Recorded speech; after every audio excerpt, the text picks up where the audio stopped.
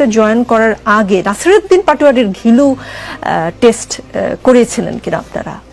Army ভাইয়েরা হাতে শুধু অস্ত্র থাকতে হয় না, মাথায় কিছু ঘিলু থাকতে হয়। এরা না বুঝে সংবিধান, না বুঝে স্টেট, বিভিন্ন দেশ থেকে গিয়ে একটু ঘুরে ফিরে কিছু অস্ত্র নিয়ে আসে, আর নিয়ে আসা মাথায় ঘিলু না থাকার কারণে অস্ত্রটা চালাইতে অক্ষম হয়ে পড়ে। কি অদ্ভুত একটা বাহিনী, কি অদ্ভুত গোয়েন্দা সংস্থা। কতগুলো বলেছেন আপনাদের দলের মুখ্য সমন্বয়ক নাসিরউদ্দিন পাটোয়ারি। প্রশ্ন এক, আর্মি ভাইদের সংবিধান জ্ঞান এবং ঘিলু টেস্টের কোনো পরীক্ষা কি এনসিপি নিয়েছে কিনা? কারণ কোন পরীক্ষার মাধ্যমে আসলে কোন পদ্ধতিতে তারা এই উপসংহারে উপনীত হলো যে আর্মিদের আসলে ঘিলু কম বা ঘিলু নাই? প্রশ্ন দুই, আর্মি ভাইয়েরা তো একটি নিয়োগ পরীক্ষার মধ্য দিয়ে বাহিনীতে চান্স পান, তো এনসিপি নেতারা এনসিপিতে কি কোনো যাচাই বাছাইয়ের মধ্য দিয়ে আসেন কিনা বা তাদের কোনো পরীক্ষা নেওয়া হয় কিনা? যেমন এনসিপিতে জয়েন করার আগে নাসিরউদ্দিন পাটোয়ারির ঘিলু টেস্ট করেছিলেন কিনা আপনারা?